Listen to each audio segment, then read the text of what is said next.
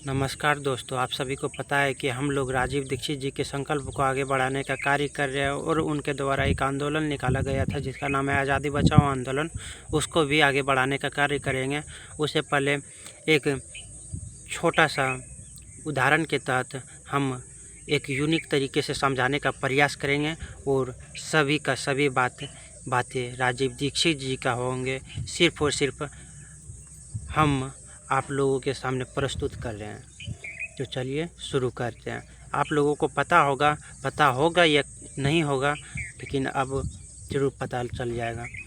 आप धर्मपाल सिंह जो कि बीजेपी मंत्री है, उन्होंने कहा था कि कूड़े से सोना बनाया जाएगा। वो मशीन जल्द ही तैयार होने जा रहा है। आप लोग एक बात बताइए, कूड़े से सोना निकाला जाएगा, वो मशीन बनाया जाएगा, वो मशीन बहुत ही जल्द तैयार होने जा रहा है। आप लोग एक बात बताइए कि हमारे देश आज़ाद हुए 77 साल हो गए। इस दौरान में सिर्फ 2 चीज़ें नहीं बदल पाए कि हम अंग्रेज़ी भाषा को नहीं हमारे देश से निकाल पाए और दूसरी शिक्षा व्यवस्था को नहीं सुधार पाए। अभी भी शिक्षा व्यवस्था वैसे के वैसे ही है, एकदम रद्दी भर का। इस पर कार्य नहीं कर पाए, इसको सुधारने का प्रयास नहीं कर रहे हैं, क्योंकि ये भी एक प्रकार का गंदगी ही है, उससे भी खतरनाक है।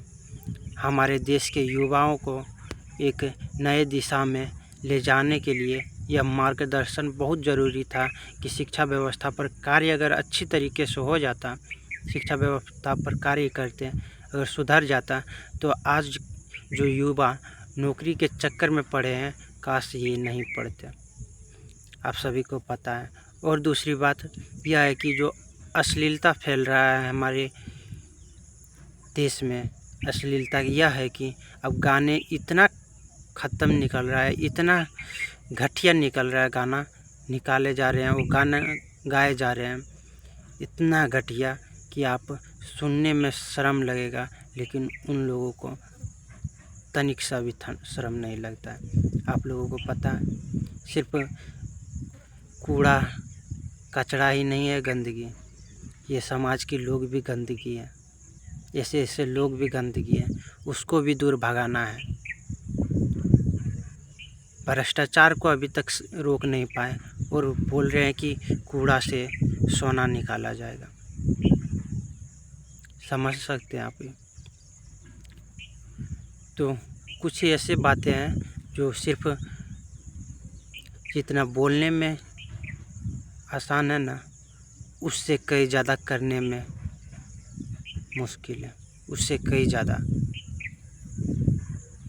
आप उम्मीद है आप लोग समझ गए होंगे और मिलते हैं फिर अगले वीडियो में। आप लोग हमसे जुड़कर यह आंदोलन को आगे बढ़ाने का कार्य कीजिए। सिर्फ छोटा छोटा टॉपिक लेंगे और उसी को सिर्फ 5 मिनट के अंदर ही उसको समाप्त करने का प्रयास करेंगे उस टॉपिक को, क्योंकि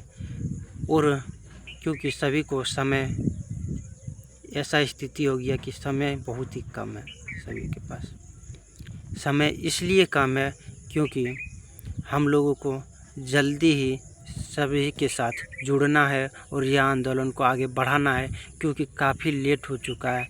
हम लोगों को बहुत ही पहले यह आंदोलन शुरू कर देना चाहिए। राजीव दीक्षित जी के द्वारा जो आंदोलन निकाले गए थे, उसको आगे बढ़ाने के लिए बहुत ही पहले शुरू कर देना चाहिए था। अभी भी वक्त है, हम लोगों के साथ दीजिए और यह आंदोलन को आगे बढ़ाने का कार्य कीजिए। मिलते हैं अगले वीडियो में। और हाँ, एक बातों को अगर आप बता सकते हैं तो बताइए, अगर नहीं बता सकते हैं तो ये वीडियो उस व्यक्ति तक पहुंचा दीजिए जो समाज को सुधारने का प्रयास में लगे हैं और जो समाज को सुधारने का कार्य कर रहे हैं। उन सभी के पास यह वीडियो आप भेज सकते हैं या फिर आप अपने तरीके से उसे समझा सकते हैं कि किस प्रकार हमारे देश में भ्रष्टाचार और हमारे देश के साथ खिलवाड़ किया जा रहा है।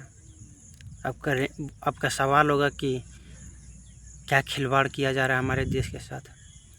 हमारे देश आज़ाद हुए 77 साल हो गए, लेकिन क्या आपको लगता है इस ऐसी स्थिति देखकर कि हमारे देश वाकई में आज़ाद हुए हैं? आज़ाद का मतलब है कि पूरी तरीके से आज़ाद हो, भ्रष्टाचार से आज़ाद हो, अश्लीलता से आज़ाद हो। अश्लीलता इतना फैला दिया है कि कुछ कहने का मतलब ही नहीं है। शिक्षा व्यवस्था पर कार्य नहीं किया गया है एकदम। उम्मीद है आप लोग समझ गए होंगे। मिलते हैं अगले वीडियो में, तब तक के लिए धन्यवाद।